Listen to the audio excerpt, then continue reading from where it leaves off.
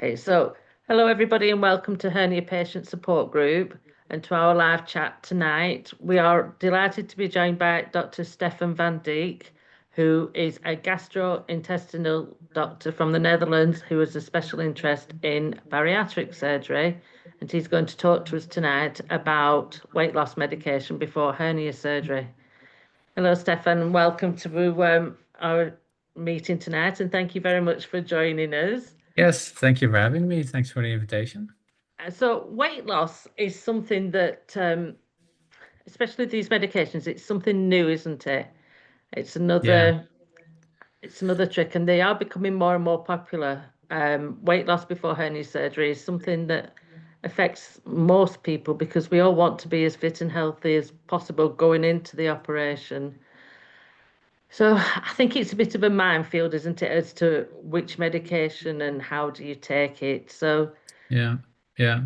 I think everybody heard from from the news, but it's not as simple as the news tells us it to be. no. So I think it's good to know a little bit more than just the newspapers telling us and internet telling us what to know. Yep. So Stefan has a presentation for us. There will be opportunity to ask questions if you want to use the chat box. We are recording this and it will be uploaded onto YouTube tomorrow. Okay, Stefan, do you want to Yes, explain to us about the weight loss medication? yes, definitely. I'll share my screen like this. Well, why is it not working now? All right. Yeah, there we go. Like this. Now I'm sharing my screen. I think you can see my PowerPoint Yes, that's presentation. it there. Yes, Okay, thank you. very good. Yes. Yeah, so the medication to lose weight before the hernia repair. Before we discuss the medication itself, I think it's really important to know why should you lose your weight before the hernia repair.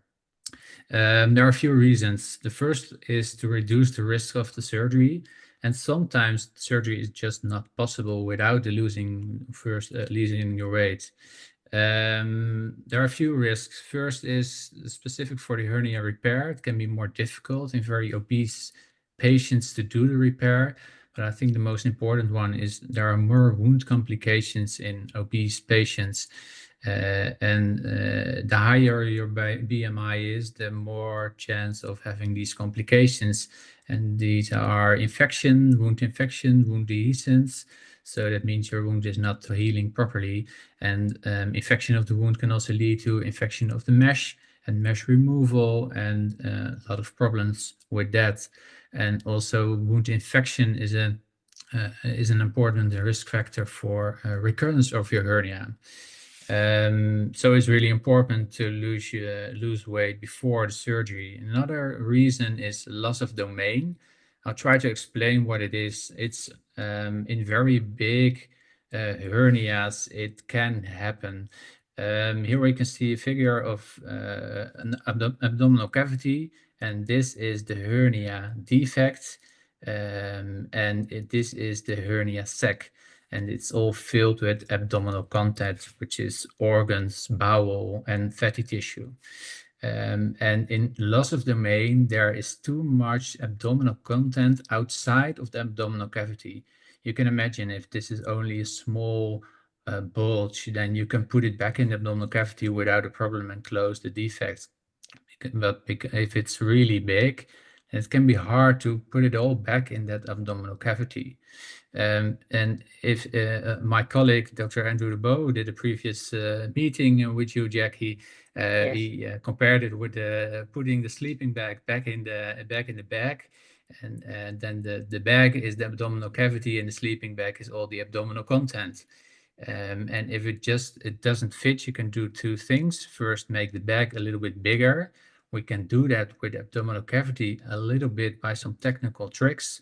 But sometimes it just doesn't fit, and then you have to make the sleeping bag a little bit smaller. So that means you have to get rid of, well, organs, bowel, or fatty tissue. You can take some bowel out, or you can take some fat out surgically, but yeah, the best option is just to lose weight, because a large part of the abdominal content is fat. So if you lose a lot of fat, your abdominal content will get smaller, and so the sleeping bag will get smaller, and it's easier to do the repair.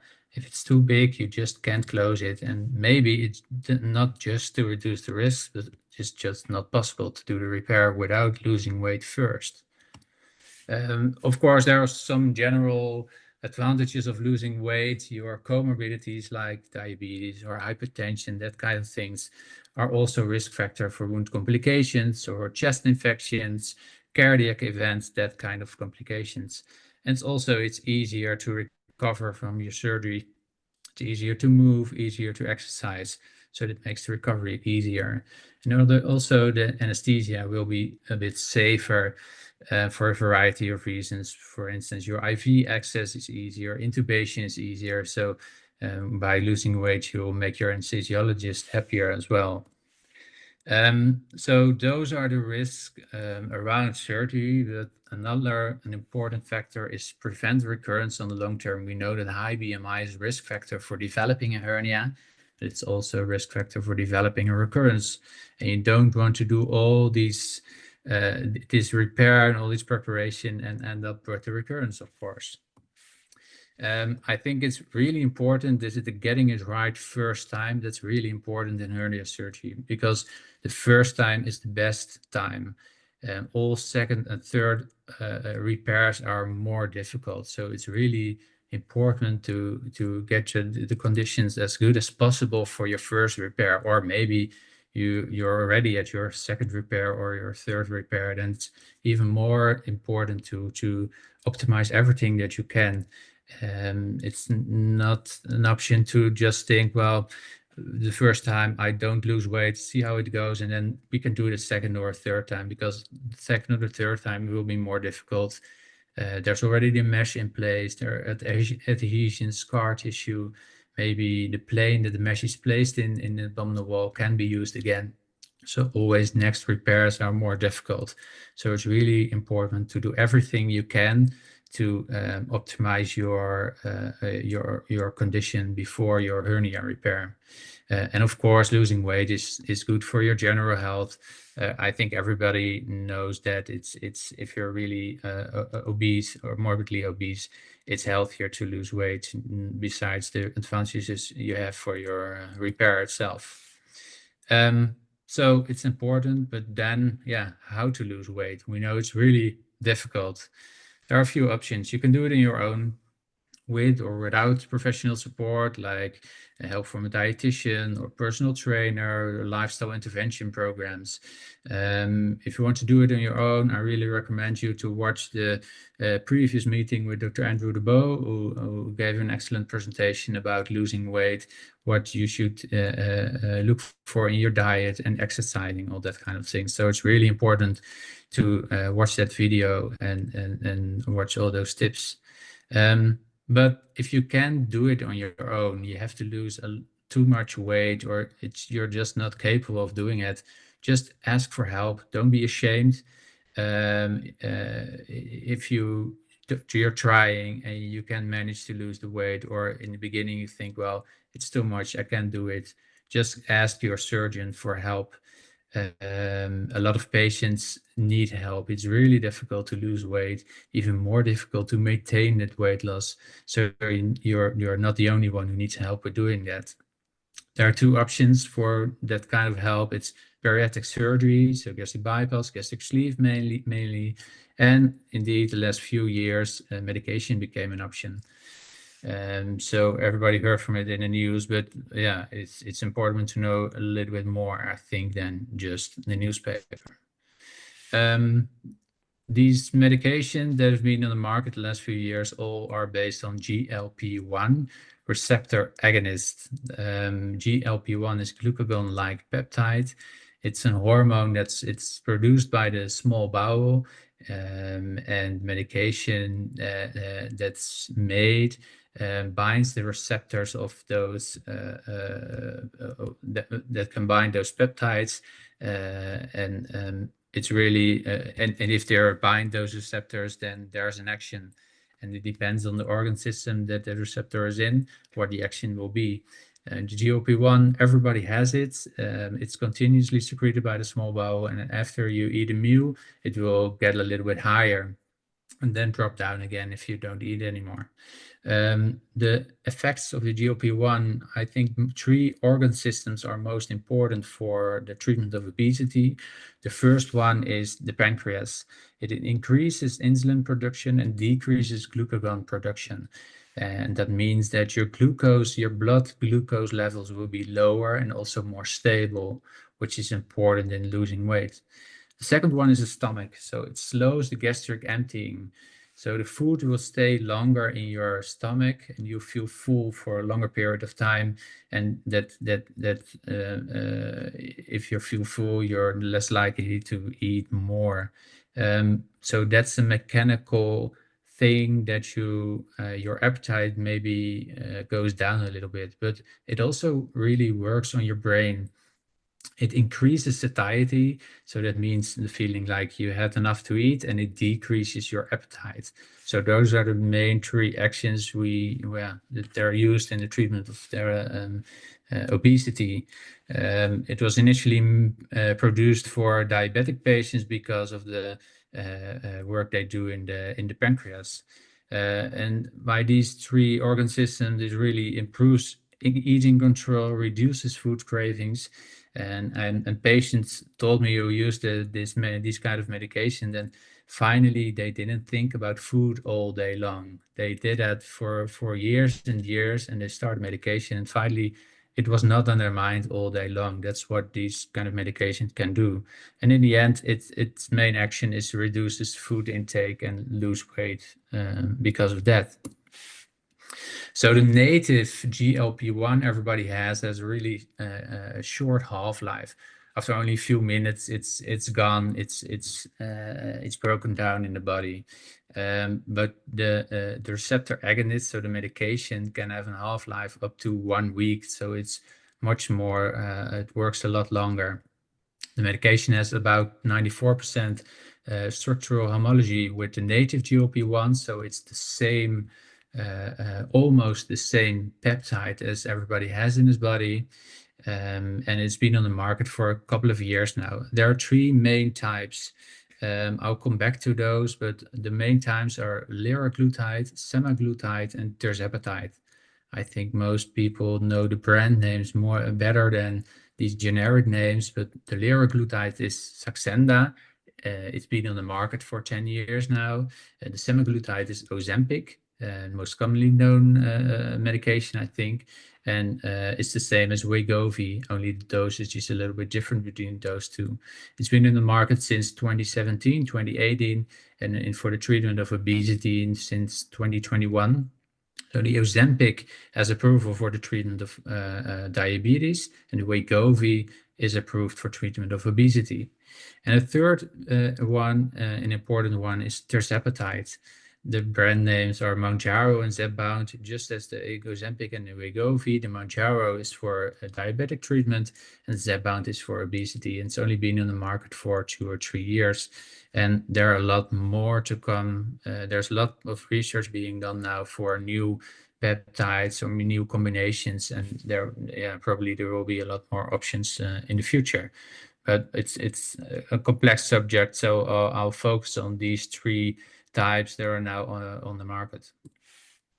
And so the first one, the liraglutide, so the Saxenda, it's a subcutaneous injection. So you inject it under the skin in the fatty tissue, mainly in your belly. It's the daily injection, so you have to do it every day. It comes with a pre-filled pen, so you can do it yourself, and it's a standard dose. You can just every day do the injection. The dosage it starts with 0.6 milligrams every day, and every week it's increased by 0.6 milligrams until the max of 3 milligrams. And on average, it gives you about 8% weight loss of your total weight, so 8%. The next one is the semaglutide, so the Ozempic or the Wegovy. And the Wegovy for weight loss medication, it's also a subcutaneous injection, but it's only weekly, so once a week instead of daily. The dosage, it's about the same. So the first 4 weeks you start low with a quarter of a milligram, then the next 4 weeks a half a milligram, then 1 milligram, 1.7, and maximum dosage is 2.4 milligrams.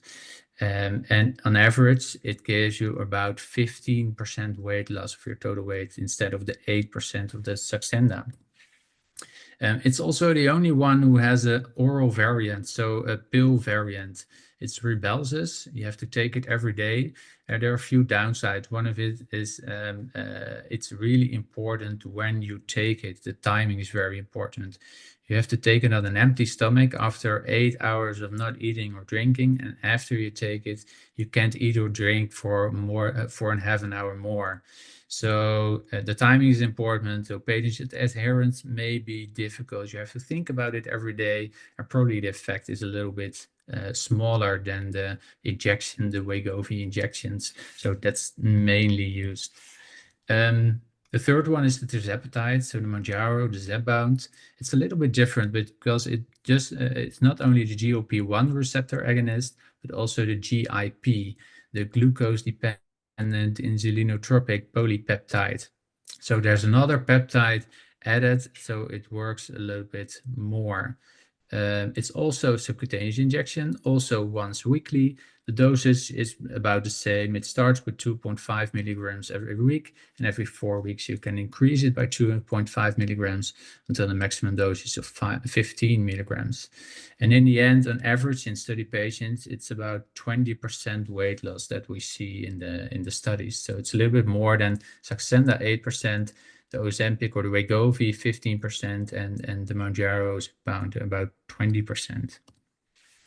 So that's an average. I think this graph gives you some more insight on what to expect if you take these medication. We can see on the y-axis the percentage of study patients that lose weight more than 5%, more than 10%, more than 15%, and more than 20%. And we can see the results of the tirzepatide with each dosage of 5, 10, and 15 compared to the placebo. And also we can see the result of semaglutide at the maximum dosage. For the semaglutide, so the Wegovy, we see that almost all patients, 92% of patients lose more than 5%, and 3/4 of patients more than 10%, a little bit more than half of patients more than 15%, and 39% of patients lose more than 20% of their total body weight. What you see is in the tirzepatide, it's a little bit higher. Almost all patients lose more than 5%, and it decreases a little bit in the next categories. What you can also see is that with the higher the dose, the more weight you lose. So in the end, the more than 20% lose weight loss of body weight. It's 32% in the lowest, in the 5 milligrams tirzepatide, but 63% loses more than 20% of weight in the highest dose tirzepatide. So that's almost double of the 39% of the semaglutide. So it's more than semaglutide, but only at the highest dose. So the weight loss, those are great results, but of course there are a few side effects. On the short term, you can feel nausea, vomiting, diarrhea, constipation, biliary disease, so gallstone formation or slowed gastric emptying. Well, they all go away and they are manageable. They occur mainly in the beginning of treatment, so maybe you can put your dosage a little bit lower or wait a little bit longer, a few weeks more before you increase your dose. On the long term, it's a different story. We still need more research to know for certain long-term risks or the side effects. In the studies, we see some pancreatitis, kidney failure, some thyroid disorders, not cancer, but hypothyroidism or hyperthyroidism or thyroiditis maybe, and also sarcopenia, and it means muscle loss. If you lose a lot of weight, you lose fatty tissue, but you also lose muscle. But the muscle mass is really important, especially if you are preparing for your hernia repair, because muscle mass is really a healthy thing. It keeps you fit and it gets you through your surgery. And it also helps the recovery after surgery. So we want to prevent that you lose a lot of muscle. So that's a really important thing, especially if you're going for your hernia repair, to keep an eye on your muscle loss and try to get it as low as possible. And we don't really know really on the long term what these kind of medication do, because they've not been on the market for a long time. So what do they do in 10 or 20 years? We just don't know. We know that obesity is a really complex chronic disease, and these kind of hormones probably play a role in getting obese. So what happens if we really intensively activate all those receptors for a year or maybe longer, and maybe you stop them after a while? Then what happens in the long term? We just don't know. So that's something for the future. There are a few contraindications, well, relative contraindications. Pancreatitis, maybe if you had it before, you shouldn't take it, but probably the risk is not that high. Also, kidney failure, liver failure, serious heart failure, maybe be careful with this medication. If you already have gastroparesis, so slowed gastric emptying, you should probably not take medication that can make it worse. During pregnancy, you shouldn't take it, and maybe some thyroid conditions, you should not take this medication. You should also not combine it with other weight loss medication. And there are some kinds of medication, the uptake in the bowel changes, so we need some extra monitoring. So thyroid medication, antidiabetic drugs, and some blood thinners need some extra monitoring. I think it's really important to talk to your doctor about these side effects. What are the risks in your specific situation, and what kind of medication do you want or do you need? It's really important to get supervision by a doctor while on treatment of these drugs. You want a doctor to think with you about the dosage, about the side effects, to minimize them and avoid that you're stopping the medication. Maybe that wouldn't be necessary if you have the right supervision. So, and because of the sarcopenia, the muscle loss, it's really important while you're on this treatment that you train your muscles. You have to stimulate them and try to prevent that they're broken down and they disappear. So muscle training and protein intake is really important, because you want to get fit for surgery or you want to stay fit for surgery. That's an important thing to keep an eye on. Something to mention, I think is the difference between the trials and the real world. In these trials that have been done, that the patients are really get really good instructions, and they're called, or they're really under a good supervision. It's a bit different in the real world. So the results in the real world are a little bit less. So the weight loss is a little bit less than in these study patients. Maybe highly adherent patients approach these trial results, but probably the effect is a little bit lower than you see in those studies. And also we see less patients that use the maximum dosage, and the maximum dosage gives you the most weight loss, but a lot of patients just don't get to that dose. What you also see in the first year, about 20 to 50% of patients just stop taking the medication. That's also a lot higher than in those studies. There's also maybe a positive thing from the real world studies. Well, actually, the risk of pancreatitis, maybe pancreatic cancer and thyroid disorders, we don't really see that in the real world studies. So probably there's no clear increase in the risk of those disorders.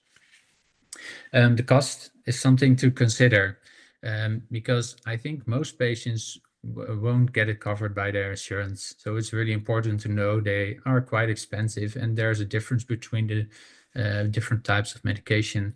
It's hard to say the exact prices because they vary widely between the countries.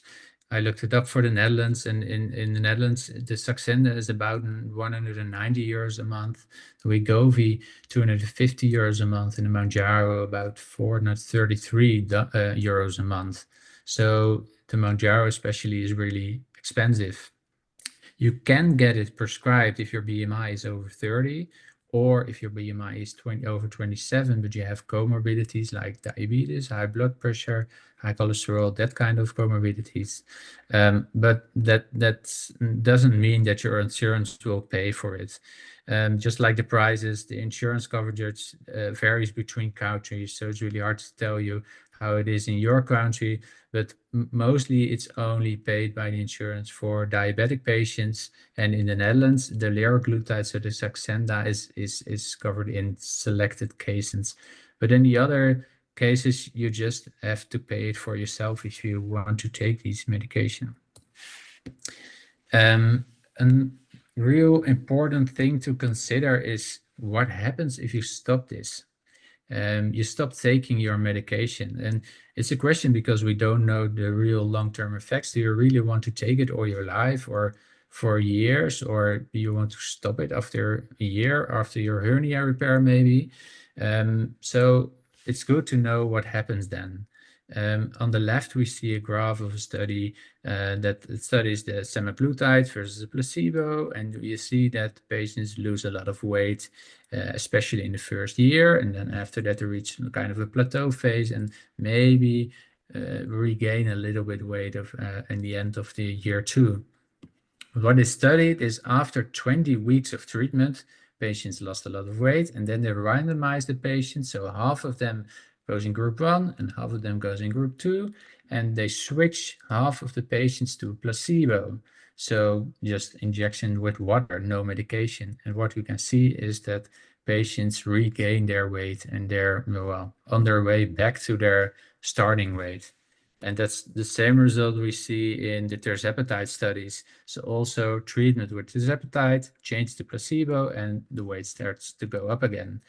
So that's a real problem because, yeah, you don't only want to lose your weight for your hernia repair, but you also want to maintain that weight loss on the long term to prevent from getting a recurrence. And of course, the other health advantages you have of your lower body weight, it's really important to maintain that weight. So maybe for some patients, bariatric surgery is a better option. If you don't want to use this medication for all your life or for a lot of years, or you think you after lose a lot of weight with this medication, you stop and you can maintain that lower body weight. We know from bariatric surgery that weight loss is much more durable. It's also more, so on the short term, bariatric surgery can give you weight loss about 30-35%. In the long term, it's 20 to 25%.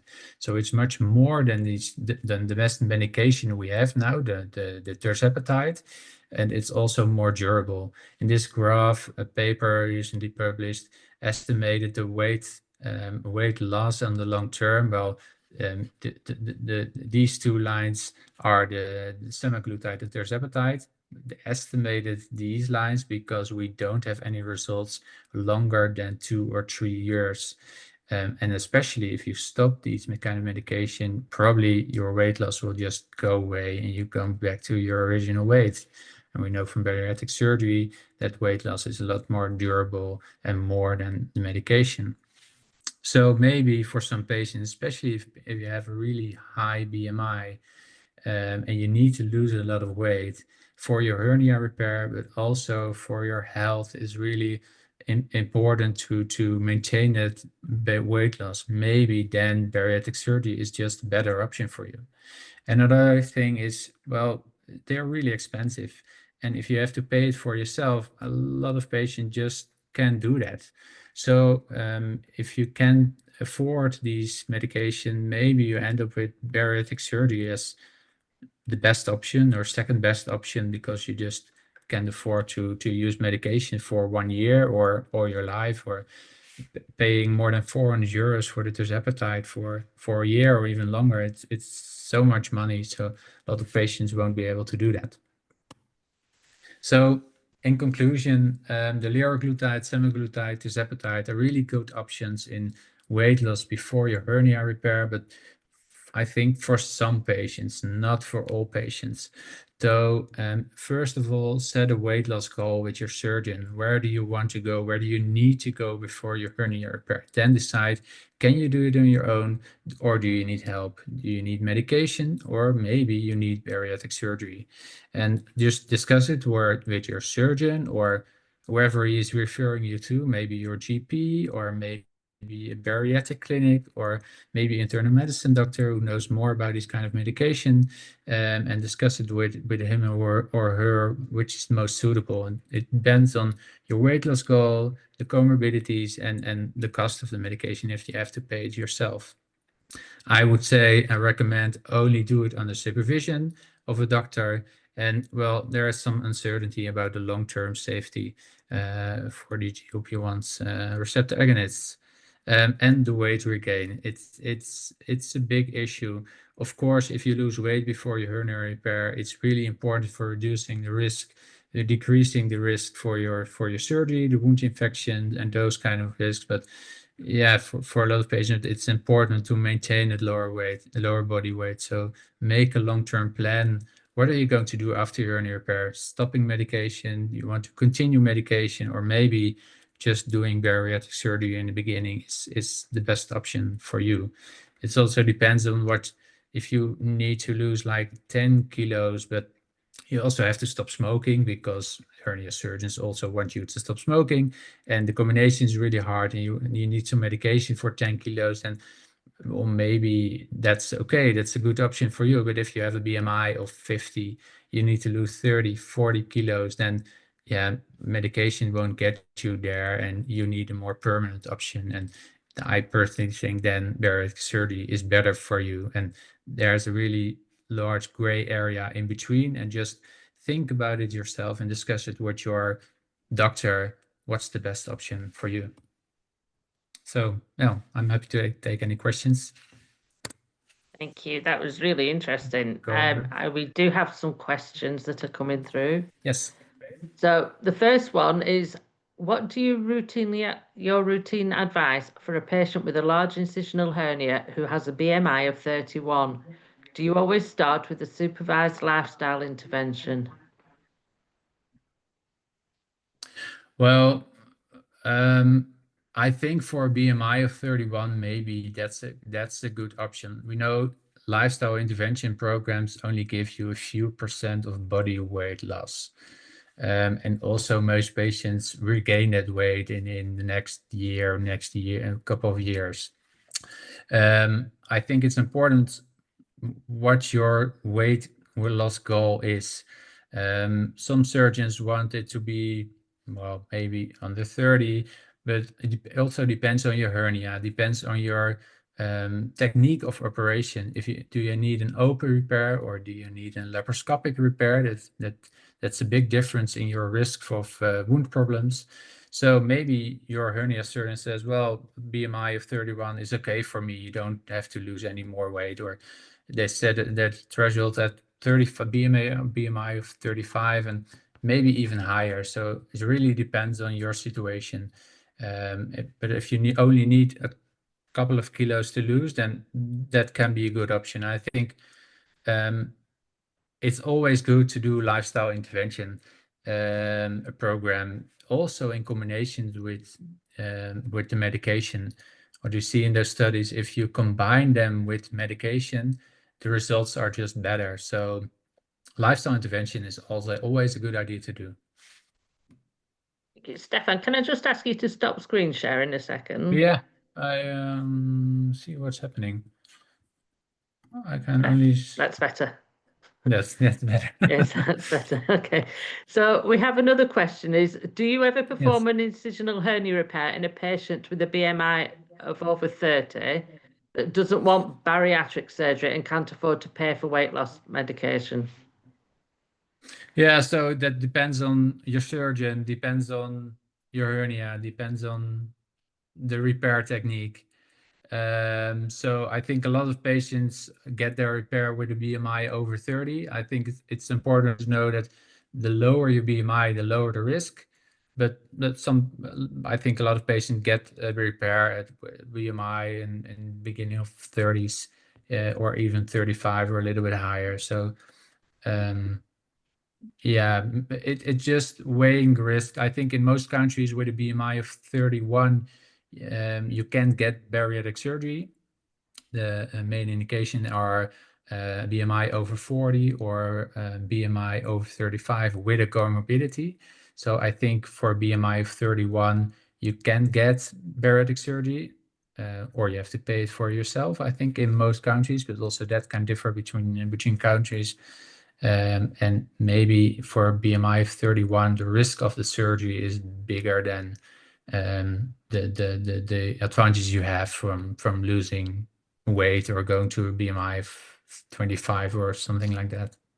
Do you use the Carolinas app so you can show patients what the risk is, and they can see that Yes. themselves, can't they? That if they do lose some weight, it reduces Yes. the risk. Yeah, that's a really good tool to use and to show patients what their risk will be and what the advantage is of losing the weight, because it really it depends on the type of surgery. It depends of, do you also need a bowel resection? If your baseline risk is going up for wound problems, then losing weight becomes more important. So it's really helpful to show patients that app, the CDAR app, that it is. Yeah, it gives great insight And in it gives patient motivation in to it is, understand and what you they're can doing. patients can download that app themselves, can't they, and see it themselves. So that's Yeah. something to.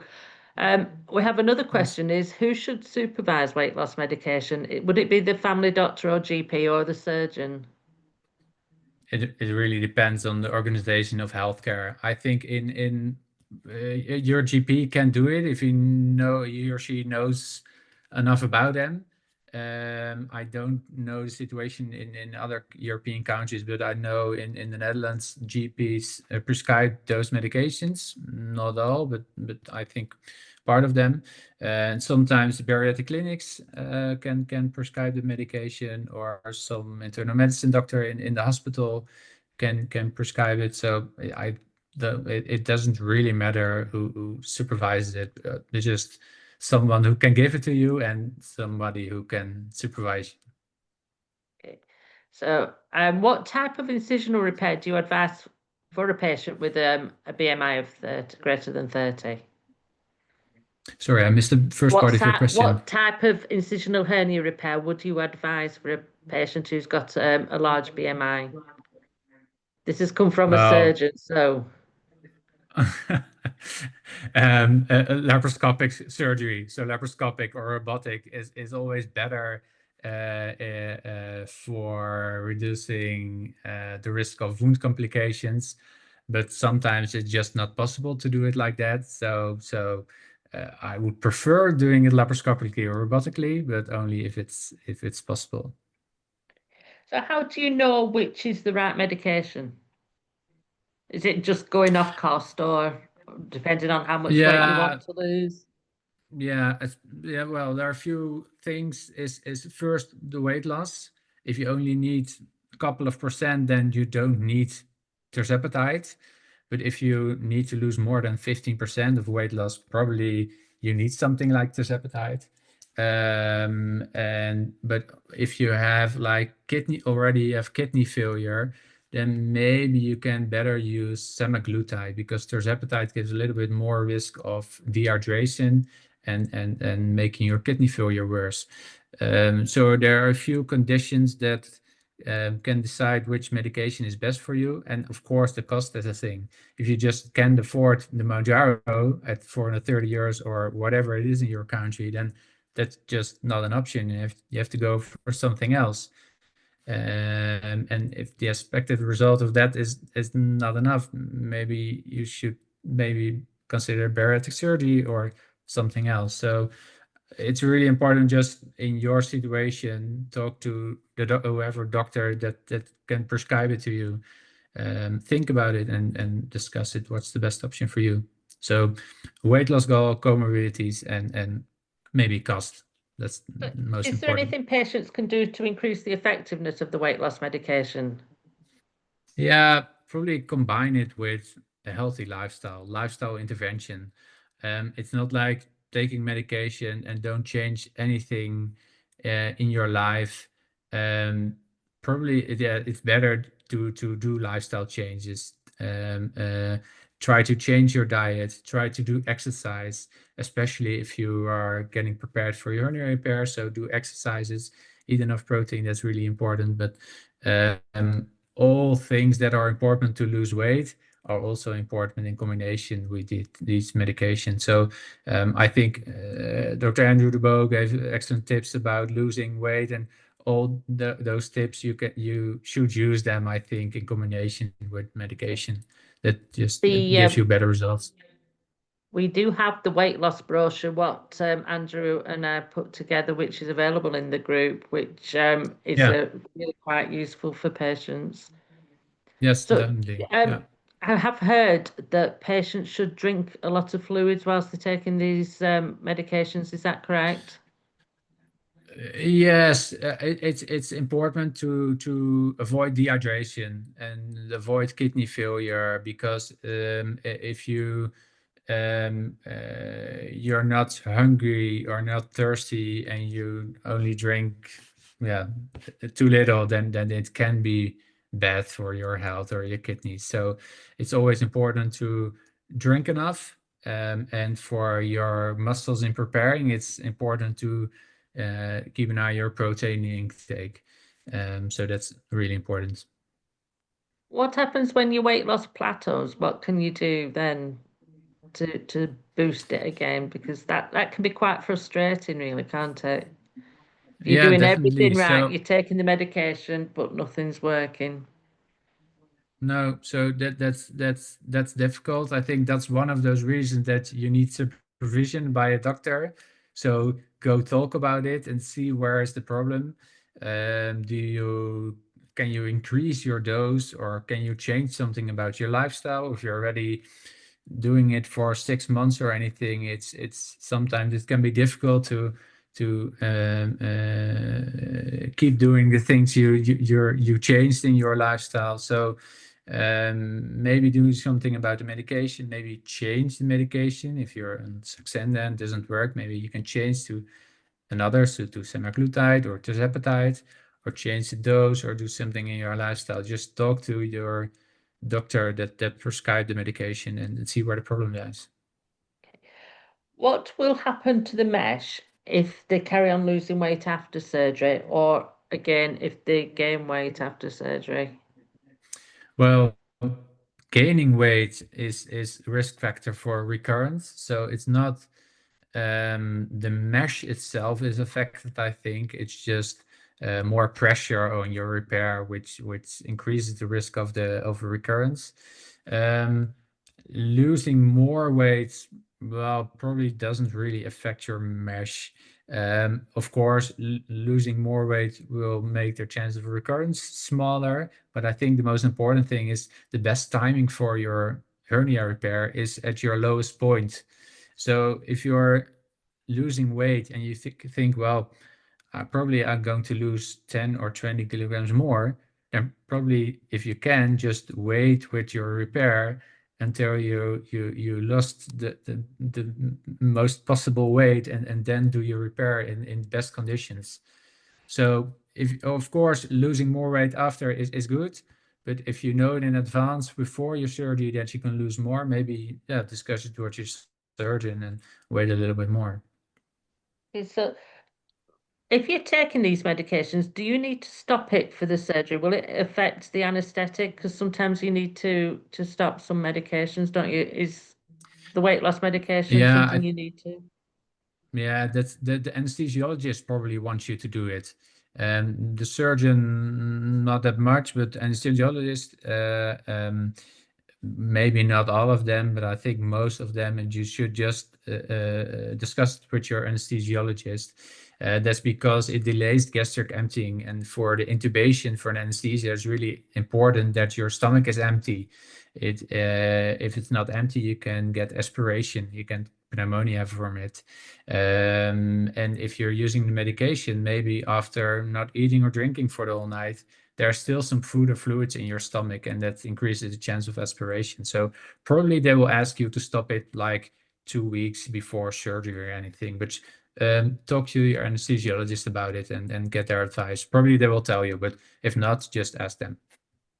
So the way I see it with these medication, it's a way to help you make lifestyle changes, and making a healthy lifestyle with exercise, with diet, is going to be the best way of maintaining the weight loss after. Do you recommend patients go on the maintenance dose afterwards, after they've got to their target weight, or do they have to stay on the high Maintenance dose dose? of the medication. Yeah, they You stay on mean, that. yeah, that can be an option. So to maintenance dose and a little bit lower than the maximum dose you maybe were using before. Yeah, that can be an option, but then still it's the question, what is the effect on the long term? We just don't know. But well, if you need that to maintain your weight loss, well, what's the risk of getting back to your original weight? Maybe those risks are bigger than keep on taking the medication, but it can be an option. But I think, yeah, discuss it with your doctor to see what's best and what risk you want to take, and what's the risk of regaining the weight. It's all about that. I think it's these medications are good because it's saying that obesity is a bit like an addiction, isn't it? Like we treat heroin addictions, we treat alcohol addictions, Yes. and I see obesity as a food addiction sometimes, and we do need that help. So there's no shame in taking these medications because you just No, absolutely not. No. So that's why I said just tell your surgeon that you need help. Don't be ashamed for it. Just ask for help, because most patients need help. Once you're really obese, morbidly obese, it's so difficult to lose that weight because of all changes in your body. It's really a chronic disease. So it's nothing to be ashamed that you need help. Definitely. it's an illness, yes. So we have a question that if you've lost all this weight, there's going to be presumably quite a lot of loose skin and what have you around your abdomen.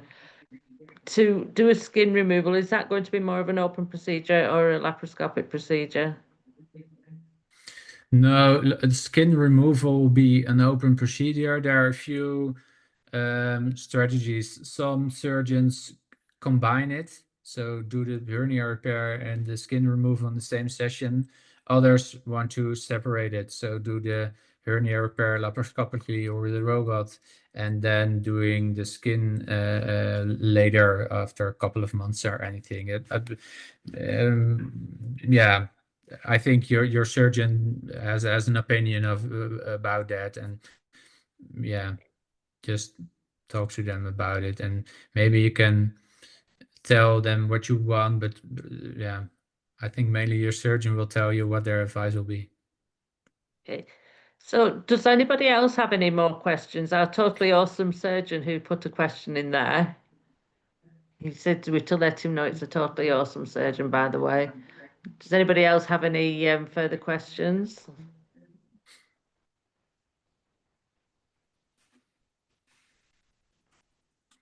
I think we have answered everything there, Stefan. I think it's been a really informative session that I have certainly learned a lot, and I hope everybody else has learned a lot.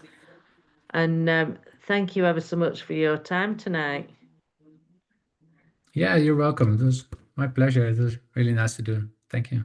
Oh, I think we have another question just coming through. Yes, so Deborah has said thank you very much. That was a great session, really helpful. So this will be I've just got in trouble from our totally awesome surgeons. So yes, thank you very much everybody for joining us tonight. This will be available on YouTube shortly. And thank you, Stefan, for joining us. Okay. Thank you, Jackie, for Thank hosting. you. Thank you. Take care and Have a good evening. good evening, Bye bye. everybody. Thank you. Bye bye.